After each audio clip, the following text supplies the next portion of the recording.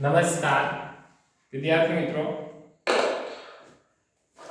Aldehyde, ketone અને carboxylic એસિડમાં આપણે અંતિમ પ્રક્રિયાઓ તરફ જઈએ તો ફોસ્ફરસ ટ્રાઇક્લોરાઇડ સાથે, ફોસ્ફરસ પેન્ટાક્લોરાઇડ સાથે અને થાયોનાઇલ ક્લોરાઇડ સાથેની પ્રક્રિયા. તો કાર્બોક્સિલિક એસિડ એટલે R C double bond OH, R C double bond OH, R C double bond OH. Carboxylic એસિડની આપણે જોઈએ તો ફોસ્ફરસ ટ્રાઇક્લોરાઇડ સાથે, ફોસ્ફરસ પેન્ટાક્લોરાઇડ સાથે અને થાયોનાઇલ ક્લોરાઇડ સાથેની પ્રક્રિયાઓ. તો આ પ્રક્રિયાઓમાં શું થાય છે? ટ્રાઇક્લોરાઇડ હોય તો એક ક્લોરીન એક OH નું વિસ્થાપન કરે. અહીંયા 3 ક્લોરીન છે એટલે 3 મોલ લઈએ. તો 3 મોલ RCOCl. 3 વાર OH દૂર થશે અને એક ફોસ્ફરસ, એટલે શું મળશે આપણે? Phosphorus acid. એવી જ રીતના ફોસ્ફરસ પેન્ટાક્લોરાઇડ હોય તો માત્ર એક જ ક્લોરીન એક OH સમૂહનું વિસ્થાપન કરી શકે.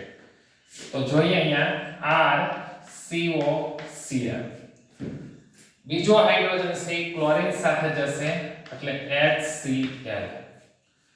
એક ઓક્સિજન, એક ફોસ્ફરસ અને 3 ક્લોરીન એટલે આપણને નિપસ તરીકે ફોસ્ફરસ ઓક્સીક્લોરાઇડ મળશે. થાયોનાઇલ ક્લોરાઇડમાં પણ અહીં CO બંધ તૂટતી પ્રક્રિયાઓ જ આપણે ભણી રહ્યા છીએ. તો અહીંયા નિપજ તરીકે શું મળશે? RCOCl. SO એની સાથે ઓક્સિજન જશે એટલે SO2 અને હાઇડ્રોજન સાથે ક્લોરીન જશે એટલે દૂર શું થયું? HCl. તો વિદ્યાર્થી મિત્રો, આ હતી પ્રક્રિયા. પણ આ બધી જ પ્રક્રિયા આપણે આલ્કોહોલમાં ભણી ગયા હોઈએ કે હેલો આલ્કેમિક બનાવટમાં પહેલું જ હેડિંગ આવે આલ્કોહોલમાંથી, ત્યાં પણ આપણે આવી ગયું હોય. છેલ્લી પ્રક્રિયાઓ જોઈએ. CO બંધ તૂટતીમાં એમોનિયા સાથે પ્રક્રિયા. કાર્બોક્સિલિક એસિડની એમોનિયા સાથે પ્રક્રિયા થાય છે RCOOH. એમોનિયા સાથે પ્રક્રિયા થાય. પ્રતિવર્તી પ્રક્રિયા દ્વારા એમોનિયમ એસિટેટ બને. જો એમોનિયમ એસિટેટ RCOO-. અહીંયા આપણે CH3 સમૂહ લઈએ તો આ એસિટિક એસિડ છે. તો અહીંયા નિપજ તરીકે આપણે એમોનિયમ એસિટેટ મળ્યો. અને આ એમોનિયમ એસિટેટ છે એને જ્યારે આપણે ગરમ કરીએ ત્યારે પાણીનો અણુ દૂર થાય, H2 અને ઓક્સિજન. બરાબર? એટલે શું થશે?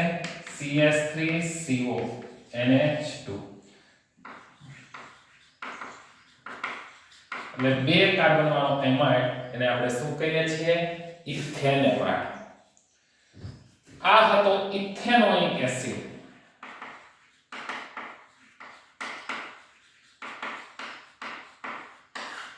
ઇથેનોઇક એસિડ નું રૂપાંતર શેમાં થાય છે? ઇથેનેમાઇડમાં થાય છે. એવી જ રીતના બેન્ઝોઇક એસિડ છે.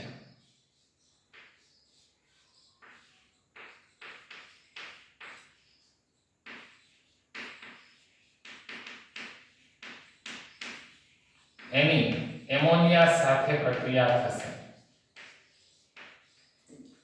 એટલે શું મળશે? Ammonium benzoate.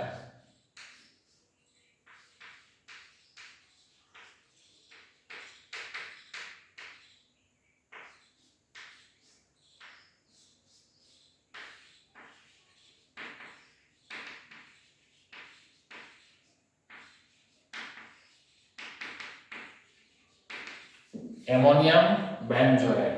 આ એમોનિયમ બેન્ઝોએટ છે એને આપણે ગરમ કરીએ એટલે પાણીનો અણુ દૂર થાય. અહીંથી બે હાઇડ્રોજન અને અહીંથી એક ઓક્સિજન H2O એટલે બેન્ઝેમાઇડ. જો બેન્ઝીન પર CONH2. બેન્ઝીનની ઉપર CONH2 મળશે એટલે નિપજ તરીકે આપણને શું મળે છે? બેન્ઝેમાઇડ. હવે ગાર્બિયર થેલિમાઇડ સંશ્લેષણની પ્રક્રિયા જોઈએ. એમાં ડાયકાર્બોક્સિલિક એસિડ આપણે વાપરવાનો છે કે જો પ્રક્રિયા તરીકે ડાયકાર્બોક્સિલિક એસિડ હોય તો એની પ્રક્રિયા કઈ રીતે થાય છે એ આપણે જોઈએ. Benzene 1,2 dicarboxylic acid. બેન્ઝીન આ કાર્બોક્સિલિક એસિડ, આ કાર્બોક્સિલિક એસિડ અને કહેશું બેન્ઝીન 1,2 ડાયકાર્બોક્સિલિક એસિડ.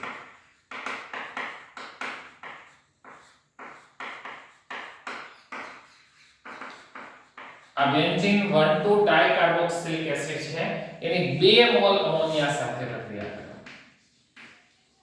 એટલે 1 મોલ અમોનિયા અહીંયા પ્રક્રિયા કરે, 1 મોલ અમોનિયા અહીંયા પ્રક્રિયા કરે. એટલે નિપજ તરીકે આપણને શું મળશે?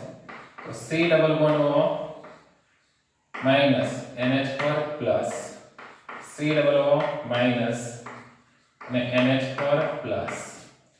હવે આપણે આને ગરમ કરીશું અને ગરમ કરીશું એટલે 2 પાણીના અણુ દૂર થશે.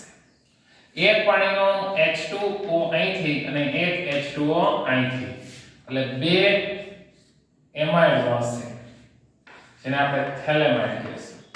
CONH2 CONH2 આને શું કહીશું? થેલેમાઇડ. હવે એને તીવ્ર ગરમ કરતા અહીંથી હાઇડ્રોજન અને આ NH2 અને અહીંથી હાઇડ્રોજન એમોનિયા દૂર થશે. શું દૂર થશે? એમોનિયા. એટલે બંધ થઈ જશે રિંગ. કઈ રીતના? બેન્ઝીન અહીંયા હું લીધું C ડબલ બોન્ડ, અહીંયા હું લીધું C double bond, C double bond હોય, C ડબલ બોન્ડ હોય, અહીંયા હું લીધું NH. બરાબર? અહીંયા લીધું NH. તો એને આપણે શું કહીએ છીએ? થેલિમાઇડ. એને આપણે કહીએ છીએ થેલિમાઇડ. તો આ પ્રક્રિયાઓ હતી કે જેમાં CO બંધ તૂટતી હતી એવી 4 પ્રક્રિયાઓ આપણે જોઈ. એનહાઇડ્રાઇડ બનવું, એસ્ટર બનવું, ફોસ્ફરસના સંયોજન સાથેની પ્રક્રિયા અને એમોનિયા સાથેની પ્રક્રિયા. હવે એવી પ્રક્રિયાઓ ભણીએ ચોથા નંબર એવી ત્રીજી પ્રક્રિયાઓ કે જેમાં સમગ્ર COOH પ્રક્રિયા કે જેમાં COOH સમૂહ ભાગ લે છે.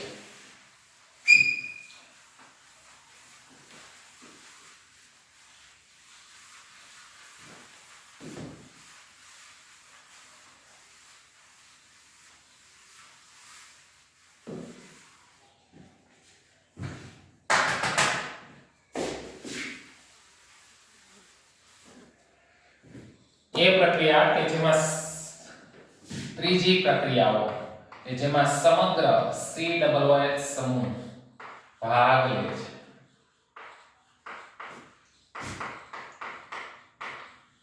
એવી 2 પ્રકારની પ્રક્રિયા છે, રિડક્શન અને ડીકાર્બોક્સિલેશન. પહેલી છે રિડક્શન અને બીજી છે ડીકાર્બોક્સિલેશન. કાર્બોક્સિલિક એસિડની પ્રક્રિયા લિથિયમ એલ્યુમિનિયમ હાઇડ્રાઇડ આપણે આ પ્રક્રિયા ભણી ગયા છીએ આલ્કોહોલની બનાવટમાં. કાર્બોક્સિલિક એસિડની રિડક્શનની પ્રક્રિયા યોગ્ય રિડક્શન કરતા જેવા કે લિથિયમ એલ્યુમિનિયમ હાઇડ્રાઇડ બરાબર અથવા તો ઈથર અને બોરોન હાઇડ્રાઇડ. બોરોન હાઇડ્રાઇડ જેને આપણે શું કહીએ છીએ? B2H6. આ યોગ્ય રિડક્શન કરતાની હાજરીમાં જ્યારે આ કાર્બોક્સિલિક એસિડનું રિડક્શન કરવામાં આવે છે તો અહીંથી શું થશે? આ ઓક્સિજન દૂર થશે ને હાઇડ્રોજન ઉમેરાઈ જશે એટલે RCH2OH. તો કાર્બોક્સિલિક એસિડમાં આ ઓક્સિજન દૂર થયો, હાઇડ્રોજન ઉમેરાણો, એને રિડક્શન પ્રક્રિયા કહેવાય. અને એ પ્રક્રિયા માટે જે પદાર્થ વપરાય એને રિડક્શન કરતા કહેવાય. અહીંયા નિપજ તરીકે પ્રાથમિક આલ્કોહોલ મળે છે. શું મળે છે? પ્રાથમિક આલ્કોહોલ મળે છે. બીજી પ્રક્રિયા લઈએ જેને ડીકાર્બોક્સિલેશન પ્રક્રિયા કહેવાય.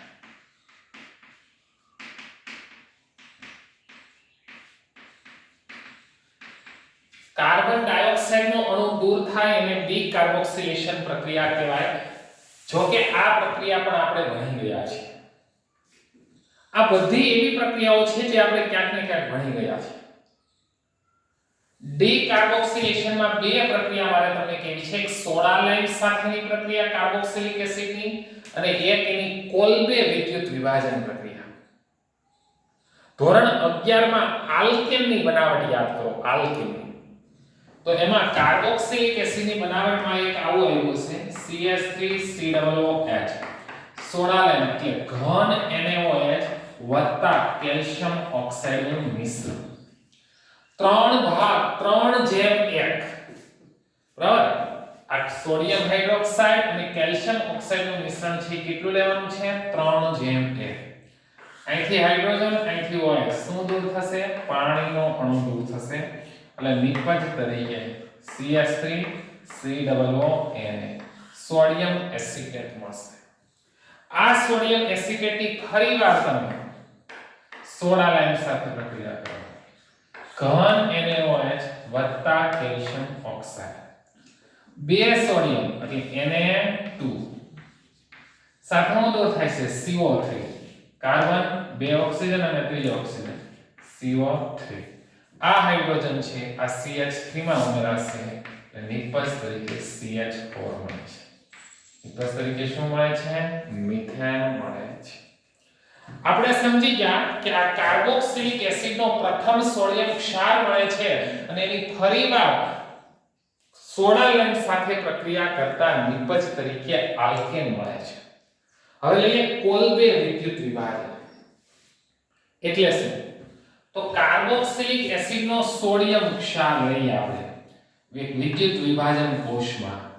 તમે જાણો છો વિદ્યુત વિભાજન કોષમાં એક એનોડ હોય છે, એક કેથોડ હોય છે. આ બેટરીના ધન ધ્રુવ સાથે જોડ્યો છે અને બેટરીના ઋણ ધ્રુવ સાથે જોડ્યો છે. હવે આપણે માનો કે કાર્બોક્સિલિક એસિડનો સોડિયમ ક્ષાર લીધો એટલે માનો કે આપણે સોડિયમ એસિટેટ લીધો CH3COONA. તો હું આયનીકરણ કરું તો Na+ CH3COO-. તો આ જે CH3COO- છે ઈ કેવો આયન છે? ઋણ આયન. એટલે એનોડ પાસે જાય અને ત્યાં એનું ઓક્સિડેશન થાય. અને સોડિયમ પ્લસ છે ઈ ધન આયન છે એટલે ઈ ક્યાં જાય? કેથોડ પાસે જાય. બરાબર. કાર્બોક્સિલિક એસિડના સંયોજનોના આલ્કલી ધાતુ ક્ષાર એટલે માનો કે સોડિયમ એસિટેટ એનું વિદ્યુત વિભાજન કરવાથી ડીકાર્બોક્સિલેશન પ્રક્રિયા અનુભવે છે. એટલે શું થશે હવે જુઓ. આ જે કાર્બોક્સિલિક એસિડ સમૂહ હતો ને CH3COO- એમાંથી CH3 જ વધશે. આ CO2 આયન દૂર થશે, ઇલેક્ટ્રોન ગુમાવશે. જો એટલે આ મિથાઇલ સમૂહ વધ્યો તો આવું બે વાર લખી નાખીએ તો બે CO2 ને આ બે. તો આ મિથાઇલ મુક્ત મૂલક છે, સામે મિથાઇલ મુક્ત મૂલક, તો બેનું શું? ઇથેન. આ કઈ પ્રક્રિયા થઈ? ઓક્સિડેશનની પ્રક્રિયા. એટલે તમને એનોડ ઉપર હાઇડ્રોકાર્બન મળે છે. કયો હાઇડ્રોકાર્બન મળ્યો? ઇથેન મળ્યો. આ પ્રક્રિયાને કોલ્બે વિદ્યુત વિભાજન પ્રક્રિયા કહેવાય છે. આ પ્રક્રિયા તમે ભણી ગયા. શેમાં તમે ભણી ગયા? ધોરણ 11 માં હાઇડ્રોકાર્બન ચેપ્ટર. એમાં આલ્કેનની બનાવટમાં બંને પ્રક્રિયાઓ આવી ગઈ કે COOH સમૂહ ભાગ લે તેવી પ્રક્રિયા અને કોલ્બે વિદ્યુત વિભાજન દ્વારા આલ્કેનની બનાવટની પ્રક્રિયાઓ તમે શીખી ગયા છો. હવે વિદ્યાર્થી મિત્રો હાઇડ્રોકાર્બન ભાગમાં જુઓ RCOOH. આપણે કાર્બોક્સિલિક એસિડમાં પહેલા એવી પ્રક્રિયાઓ જોઈ કે જેમાં OH બનતું હતું. પછી એવી પ્રક્રિયા જોઈ કે જેમાં આ CO વચ્ચેનો બનતું હતો. પછી સમગ્ર COH સમૂહમાં થતી પ્રક્રિયા અને પછી હાઇડ્રોકાર્બન ભાગમાં થતી પ્રક્રિયાઓ આપણે ભણ્યા. હવે આપણે હાઇડ્રોકાર્બન ભાગમાં થતી પ્રક્રિયા ભણીએ છીએ. એમાં પહેલું નામ છે હેલોજેનેશન. RCH2COOH. ક્રિયાશીલ સમૂહ સાથે જોડાયેલા કાર્બનને આલ્ફા કાર્બન કહેવાય. લાલ ફોસ્ફરસની હાજરીમાં ડાયહેલોજન સાથેની પ્રક્રિયા. ડાયહેલોજન સાથે લાલ ફોસ્ફરસની હાજરીમાં, બરાબર. અને બીજા તબક્કામાં આપણે પાણી ઉમેરીએ તો એક હેલોજન આવે છે અને એક હાઇડ્રોજન જાય છે. તો RCH અહીંયા શું આવી ગયો? હેલોજન. અને અહીંયા શું આવી ગયું? COOH. આ COOH છે, બરાબર. એમાં આ બે હાઇડ્રોજન હતા, તેમાંથી એક હાઇડ્રોજનનું વિસ્થાપન થઈને હેલોજન લાગ્યું. જ્યાં હેલોજન તરીકે ક્લોરીન અથવા તો બ્રોમિન જોડાય છે.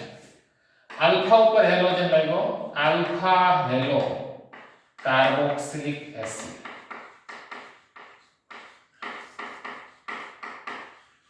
આપણે દાખલ કરી શકીએ છીએ. આ પ્રક્રિયાને હેલોજિનેશનની પ્રક્રિયા કહેવામાં આવે છે. હેલ વોલહાર્ડ જેલિસ્કાય પ્રક્રિયા. હેલ, બરાબર, હેલ વોલહાર્ડ જેલિસ્કાય પ્રક્રિયા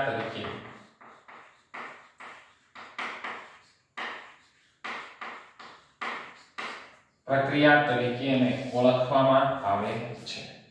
હવે લઈએ વલય વિસ્થાપન પ્રક્રિયા. બરાબર. વલય વિસ્થાપનમાં એટલે નાઇટ્રેશન, સલ્ફોનેશન વગેરે.